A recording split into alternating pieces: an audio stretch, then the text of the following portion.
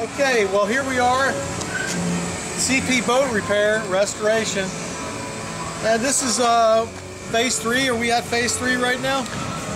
Phase 4. Okay, well what we've done so far, this is the this prep work for the teak that we reclaimed off the salvage vessels, and I wanted to give a shout out to Aquarius Marine. That's Angel and Lance.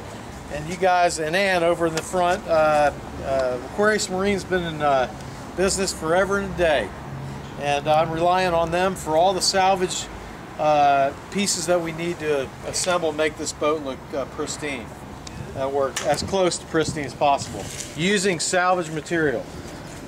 So what we got from them, and we scored big time, was a swim step. We're going to install this for surfing at the point. Obviously you need to exit the boat. You can jump off with your board, or we can, however you want to do it, to get off, but you need to get on the boat. That's what we're going to use. Now we're going to install this piece right here. Is going to be above the swim step on the transom, so you don't slip and fall. This is probably going to be on the other side, and this is going to be for cutting bait. It's a dual purpose. And these various pieces, I don't know where they're going, but everything's sanded and prepped. And all I used was I went with 80 grit sandpaper.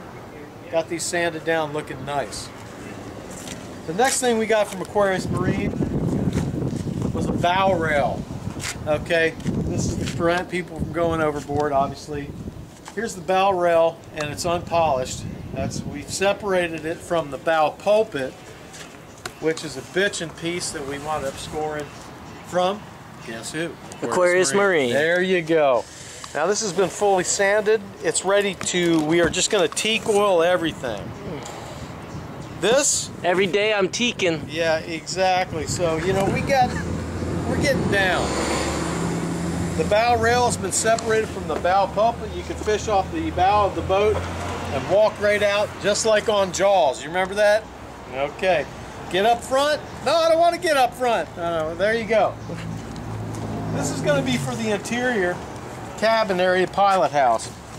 This is already prepped teak, and we're going to just reinstall this. I'll show you up front. Does it go to a really nice school? Because you said it's preppy. It is preppy.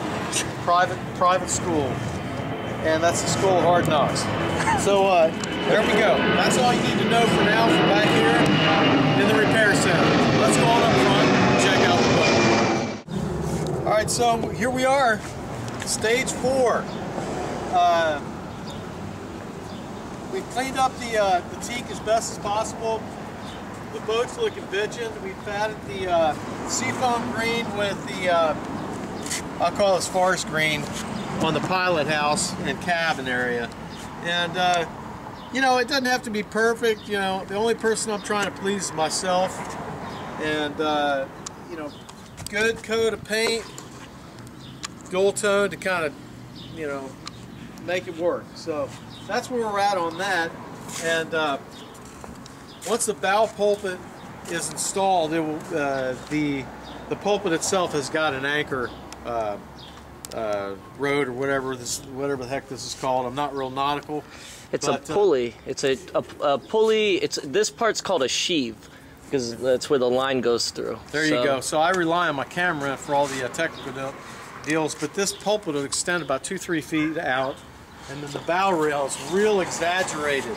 At first, when it's installed and polished and ready to go, it's going to look pretty out of sorts. It's going to look a lot bigger than the boat itself, but trust me, when we install the canopy, which we're going to plan on doing just like the Apocalypse Now scene, where the Marines are coming back from the Nung River and they throw a flare on the top of the canvas, they use palm fronds, and they thatch the top, and that's what it's going to look like, with probably steel posts going up.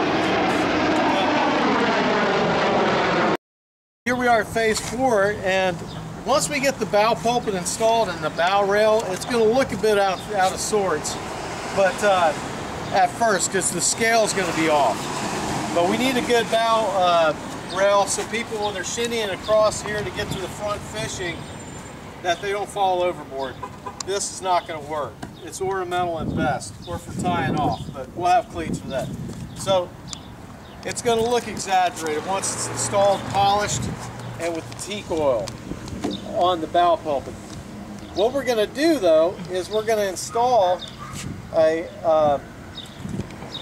bimini deal for the top for the surfboards to keep those protected when we're going to the point. So there's going to be, it's going to go up about another 6 feet right here to 2 feet over the wheelhouse. So there's some shade, and so it's going to be up quite a bit more. And you can retract the boards back this way to get to your board stash. So once that's installed, there's going to be more scale, and it's going to make it look bitchin', I promise. The last thing we're waiting on is the hull to dry out, because I've got a hole breach, 2 spots, and of course that's probably the most important thing to make sure that we get solved before we sink the boat. So we're going to go ahead and wait for that wood to dry out. That's very important, so you have a good adhesion surface so we can patch the hole up. And then we'll bottom paint the boat. And we should be ready to roll and get into the power up stage. That's powering up, making sure we're firing up the motors, both the 18 horse and the 4 horse.